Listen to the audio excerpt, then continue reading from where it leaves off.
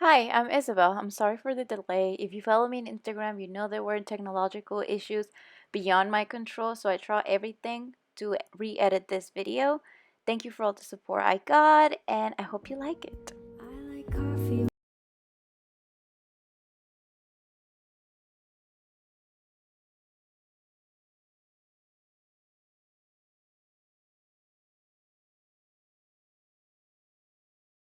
Gift ideas for book lovers, you remember the reading journal. So I gave it to myself. You're seeing my village journal. I bought the same type of notebook at Lechstrom 1917, color Sage. And this Sage notebook is going to be named Caitlin, after Caitlin Corner.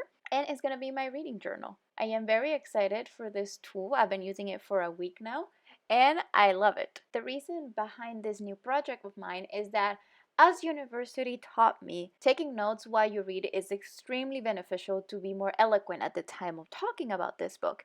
And then I just throw that out of the window when I graduated and I didn't keep notes. But then I was struggling trying to do my reviews and my wrap ups because all those first impressions were lost and I had this digested view of the book as a whole instead of just my progression. So, first thing I did, I put a sticker on my notebook because I love the stickers. They look very clean but pretty at the same time. Then I needed to familiarize myself with the notebook. This is my first dotted journal, but then inspiration stroke in the form of recycling Christmas wrapping. Because this journal is more a tool for me than something pleasing or aesthetic, you're gonna see a very minimal but scrapbook theme.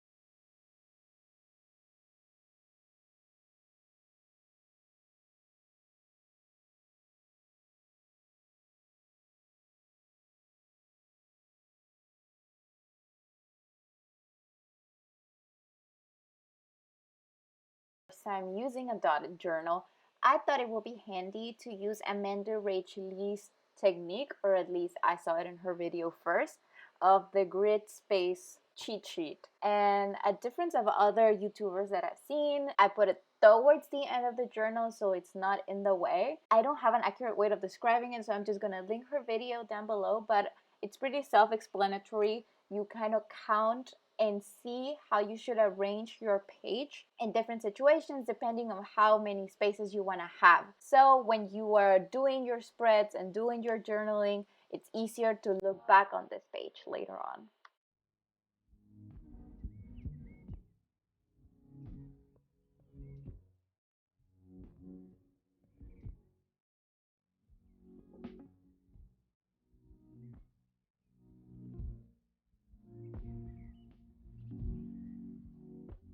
Okay, so for our very first spread, I'm gonna keep myself accountable with my Goodreads challenge here in my reading notebook. This year, I want to read at least 55 books. Those are 5 more books than last year. And I'm gonna keep them here in this one page. It's a very simple layout. It's just 55 boxes, 2 by 2. And I dotted some phantom ones for later in case I go beyond the 55 books. I don't know, but just in case. We are also going to do a color coding that it's not in the video because I didn't come up with it until 2 days ago. But we're gonna fill the boxes in with blue if it's an audiobook, purple if it's from a reading challenge I'm gonna be telling you about later, green if it's with another contemporary modern book, and probably pink if it's a classic that it is not within the reading challenge. It's gonna be very explanatory. If you follow me on Instagram, you're gonna see it. Basically, at the end of the year, how this page should look like: 12 or more blue boxes, 12 purple, as many green, and as many pink as I can. And if you want to know about the materials I'm going to be using my microns. I have a 01, 02, 04, 08, and 1. I have my pencil, eraser, my stickers, and my stabilos. And for marking the colors, I'm going to be using my Stabilo pastel and my matte liners. However, you don't have to have any of these materials to make this. This is a very simple, minimalistic, practical tool.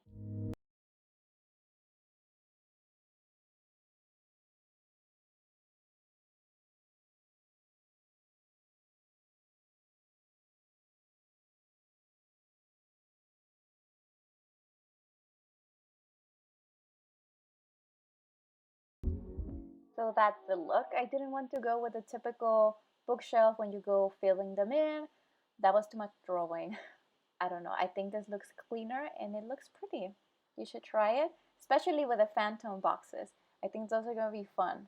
For the next spread, with the help of a gray mild liner, I'm going to be doing a very simple header to count for 12 audiobooks that I want to listen to in 2021.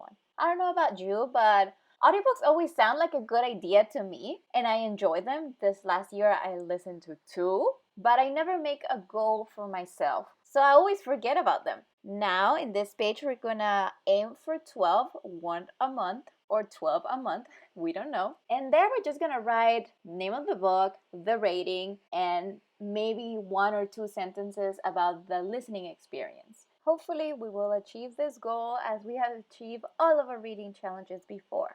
I thought your smile's too sweet for my taste, but I wanted more than anything, babe. Moving on, let's talk more about those challenges, shall we?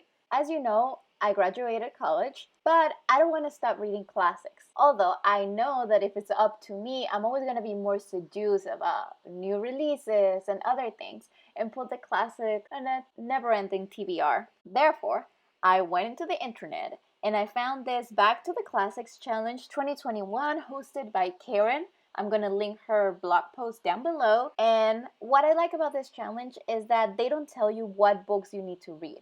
Because usually in those lists, I already read those books or I'm not interested in them.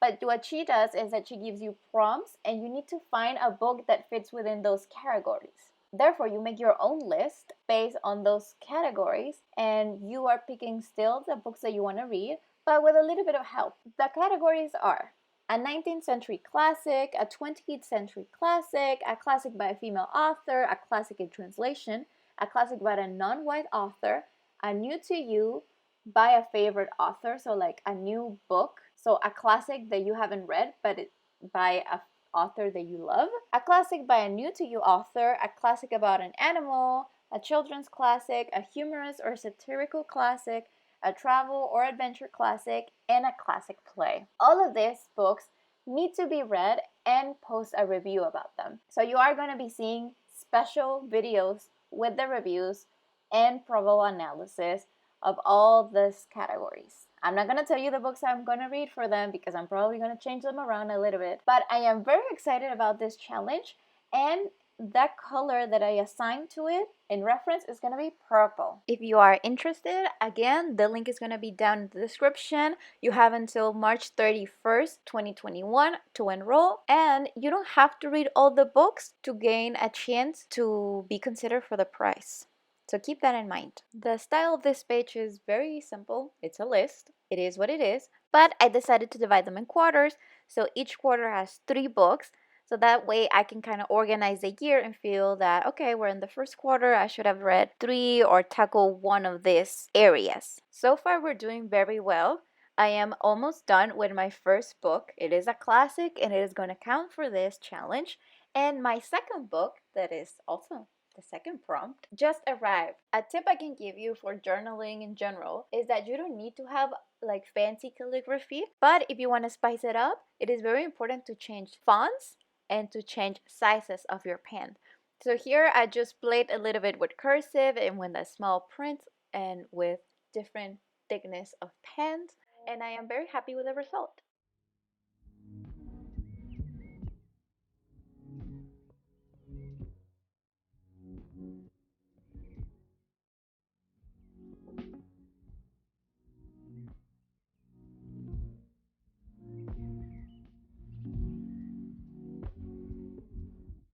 Next, we have a template that is less focused on reading and more focused on my amateur job as a book reviewer here on the internet. Inspired by those people that keep track of how many pages they read and how and the hours that they spend reading at the daily, monthly, and then they just add them together and then they get a great satisfaction at seeing that. Well, I noticed that that doesn't make me feel anything special, but I thought maybe I could do the same and collect data of my channel, the people that decide to follow me and see that all the hard work that I put into creating content, really pays off by having people liking it. If you are a long-time subscriber or you just got here, just know that it means the world to me that you're here, and thank you for your time.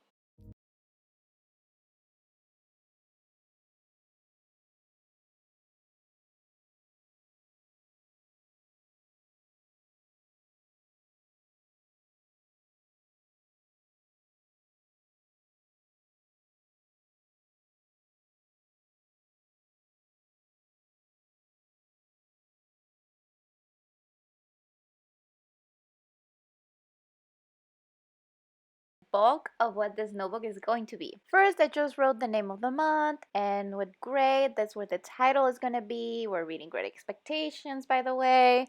Next to it, I just draw some boxes, and because it goes to the Back to the Classics challenge, that's what I wrote with the color, and then I wrote another one for the review that I need to post just when it's time, just to check those boxes. I also write the year of the book, the time approximately that it took me to read, or the pages. I don't know quite well what am I going to end up writing or if I'm going to keep that. The rating, and I just wrote that it's a classic. Then under the first line, there's going to plot is going to be like a little summary without spoilers of what the book is about. Underneath though, there's a space for notes, and I wanted this space to be really big and free for me to just write my thoughts while I was reading. The actual notebook now looks a little bit different because I took like 5 spaces to the right to do a column of potential themes that I could talk about in my review. But I don't think I'm going to do that with each book that I read, just with the bulkier ones. And that is all. This is how the notebook is going to look like every month, every page, every book is going to be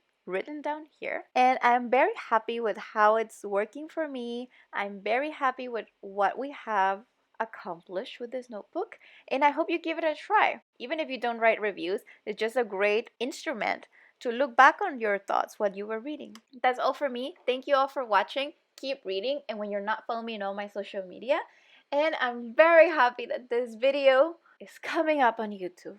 Thank you all. See you next week. If you want to see updates of this notebook or just get in contact with me, you can follow me on the gram. I'll see you. Bye!